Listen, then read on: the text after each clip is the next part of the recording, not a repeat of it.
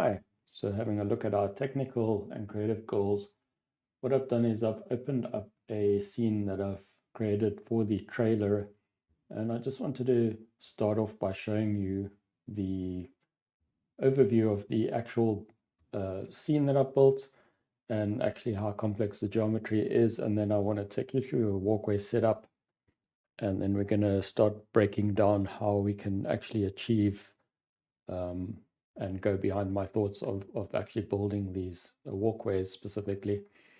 So having a look at this is just the walkways of the scene.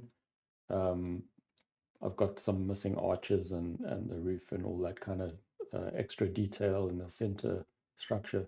But what you'll notice is that there's a lot of these gray boxes, and if you're not too familiar with Houdini's packed primitives, this is a detail optimization, and this just allows us to pan around the viewport. So as you can see, as I'm zooming in here, these little gray boxes are disappearing and I'm actually getting left with geometry.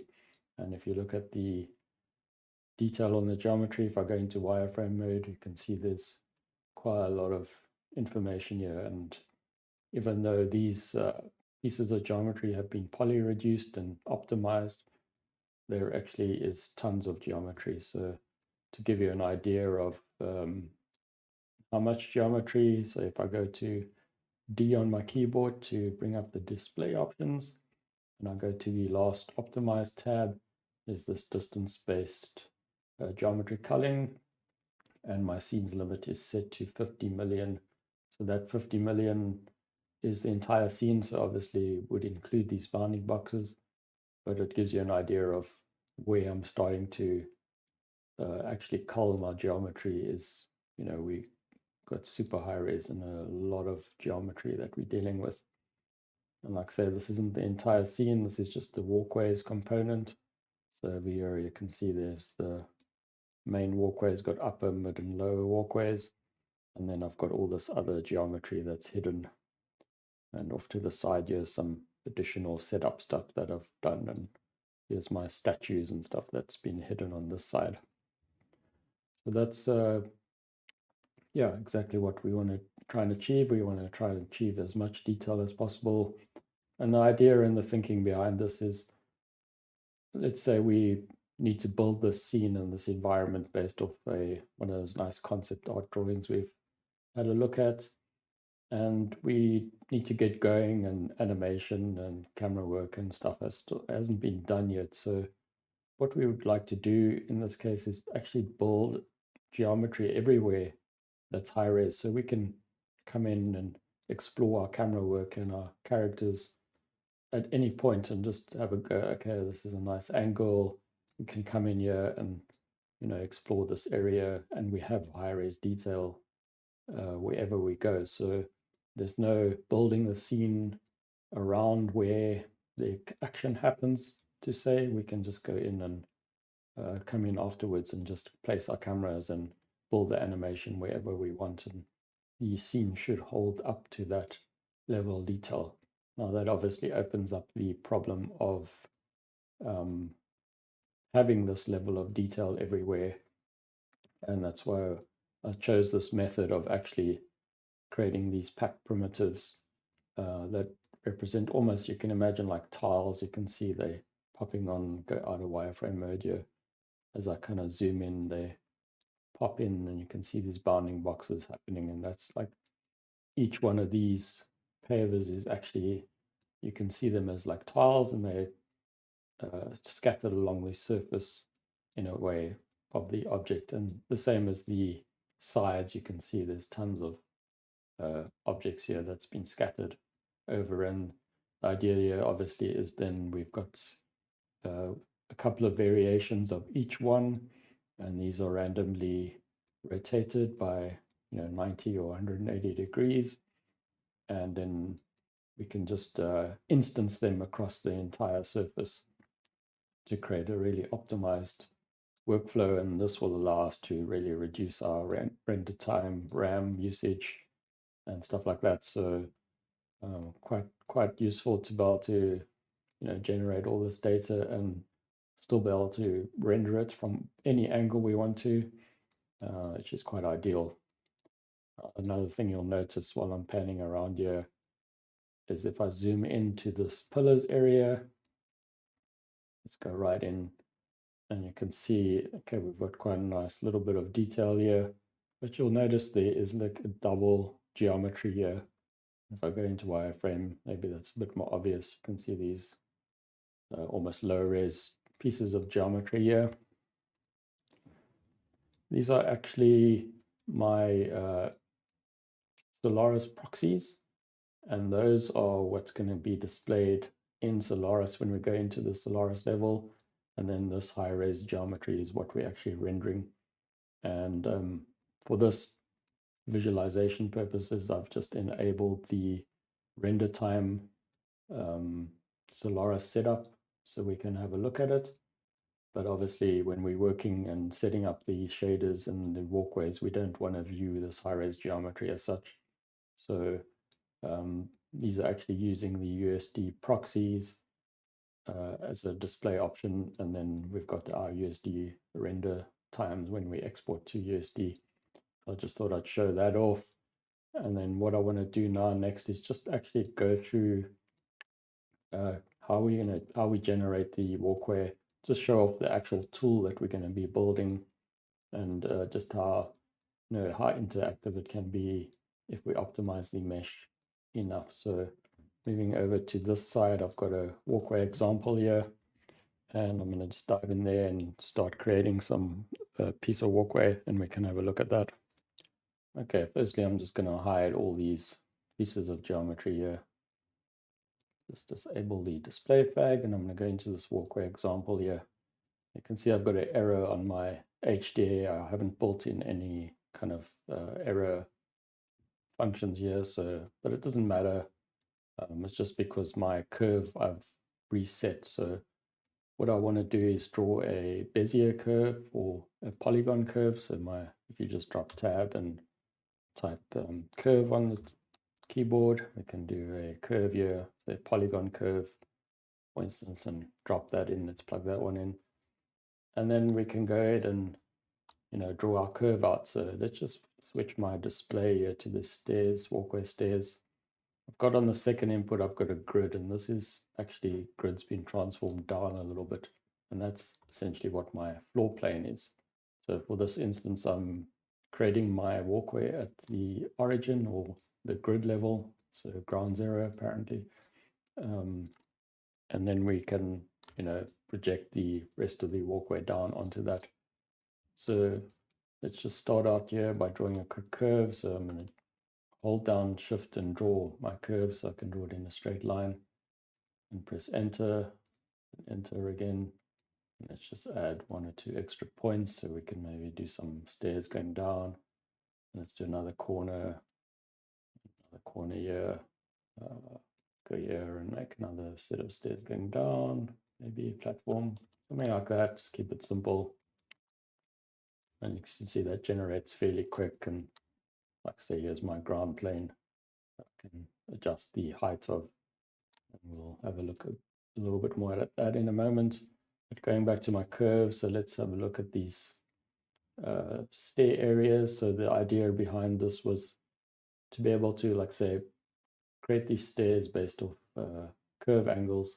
If I, for instance, select 2 of these points, let's hit Y on the keyboard so I can get to my gizmo here, and then just start dragging them down, and you can see beyond a certain angle I get this instant stair generation happening. So it just helps us, automate a few little things so we don't have to go in now and, manually select this group and apply a stairs to it. It's just wherever the angle is happening, we've got these stairs, and maybe we can add some extra ones here. Let's do something like that. So we're stepping down into a lower area, something like that. It's kind of working good enough for this example. And then just looking at the walkway HDA, there's a couple of things that's been exposed. So we've got, I've got this little simple view. I'm just going to go into wireframe, it doesn't display so nicely. but that just gives us the kind of top surface. And so if we've got a lot of walkways, we can just display this and draw our walkways, and it's even quicker to utilize. And I've got some main curve setups to resample the actual curve at the top, and you'll see everything gets tightened up a little bit more. But what I want to try and do when we're doing this walkway is try and keep these polygons almost, a little bit more uniform, because we're going to be treating them as almost like little tiled pieces of geometry. And we can adjust the width a bit, scale this up and down, and then we can also add some noise to the actual walkway width as well. So we've got a noise size, it can increase the noise, and so just adding a little bit of extra edge to it and giving it a slightly more natural look. Just adding a tiny bit of noise in there just helps us. Yeah, so it's not so uniform and constructed. Then we've got the tops and sides. I've got these little drop downs that you can build, and the tops and sides are really just quite simple. This just allows you to preview the surfaces. So if I preview the tops here and you give it a second to cook, it doesn't take too long. And there we can see now we've got these tiled pavers happening across here with some extra detail in between. And these are going to wireframe my packed pieces of geometry that are scattered across this top surface. Likewise, we've got the sides, and then I've got an edging as well. So we've got this low res edging, and give it a second, and you can see now I'm viewing the edging. And these are all kind of treated in slightly different styles in how we actually get to scatter them and copy them across the surfaces. So we'll be looking at all those kind of stuff. And then it's just disable our tops here. Then we've got this archways.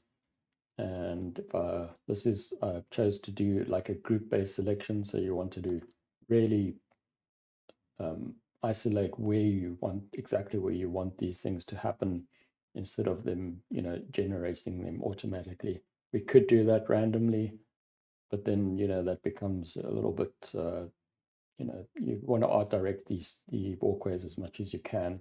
So for instance, I want to, have some archways, maybe, let's have them along this side, and we can just select the group, just select a couple of polygons here, and press enter. And then when I enable my archways, I get my little proxies, and that pops up, and we can actually scale these up. And what happens is it actually scales the walkway between these two areas, and it will, you can obviously go quite low and it becomes a bit messy, but this allows you to keep the spacing between each one the same, and just controls the overall scale of everything. And what you can as well do is just, the preview is quite quick as well. If you're actually just looking at the mesh, and you can just scale it up and down a little bit too.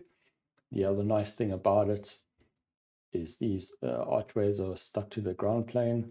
So if I move this ground plane up and down, my little columns, they actually just extend outwards. So you get this quite nice long kind of pillars quite easily, without trying to, figure out a different method. And you can see they are little sections, and I chose to build it like this specifically. You can imagine like an old pillar that's kind of starting to crumble, and you would, in the old days, they would kind of build these in sections almost, and then put them together like this. So you've got these kind of like areas that are built on top of each other, and it creates like a slight little bit more breakup and a bit more interest.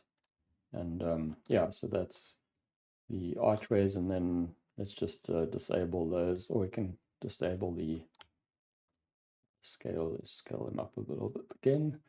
And then we've got these little bridges as well, and we can put the bridges anywhere, but for instance, let's just tag these stairs here, and I'm going to press enter on here and then just enable the bridges, and this creates this bridge geometry. Again, you can turn on your visualizer, and this will use the same setup as the side walls, but it just uses a slightly different approach that scatters the geometry and deforms them along the curvature of the bridge here. And you can obviously adjust the bridge curvature, to exactly how you want it. So that's quite handy. And then just moving down to the stairs, or up to the stairs, should I say, we can just expand this. We can automatically scale the amount of stairs. And what's quite nice about what's happening here is, perhaps if I look in wireframe mode, it will be easier to see, but we're scattering these stairs based off each one size and the angle that it's sitting at. You'll always get, your stairs will be kind of at a correct height and according to the amount you're scattering. So they never really offset, they always kind of in the correct space, as to say. I've got a little bit of a rotation offset you can see happening as I'm kind of going through here. So they're not entirely even. This is obviously viewing the proxies, and then we can actually view the actual stairs, and you can see this is actually quite quick to set up and do. So quite handy. And then we've got some stair variations as well. There's you might want to control this. This will obviously be a little bit quicker to copy if you're viewing your high res stuff, but ultimately you want your maximum amount of variations you can generate. I think in this case I generated 14 or so. So if I go above a certain amount, you can see you start getting spaces. So they've got 16, and that's 16 variations of stairs scattered throughout the entire setup. Others, maybe it's 15. Yeah. And that gives us a fairly decent amount of variation. They also rotated 180 degrees randomly, just to help us give us extra information. And then on the stair sides, we've got an option to switch them to this balustrade setup. And this just allows us to create a little bit more extra variation between the stair types. So turning off my preview to make it quicker, so we can see we've got 2 different variations, just to show you how easy it is to add extra stuff to it. And then obviously we can change then the amount of in-between scatter pillars we've got as well. And that's really what I wanted to show as far as the actual setup and how it is to kind of work with it. As you can see, it's fairly quick to manipulate, and when you're starting to build a whole bunch of stuff, it's quite nice then to have this level of detail to just visualize and be able to set up something and change something quickly without the slow update. And the nice thing as well, what we can do is we can develop one HTA. You can, for instance, in my setup I created like a multiple stair setups, and what you can do then is just create, for instance, let's clear this out. You can create another curve here, say. Let's just ghost this, and then we can start working here and creating some more stairs going outwards. And when we as we're developing this one and we save it, it will kind of give us our new set of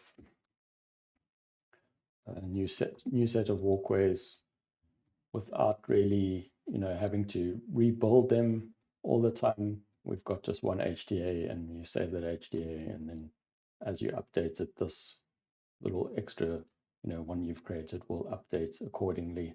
you will have bug fixes along the way that we've got to fix and stuff like that. So quite handy to have.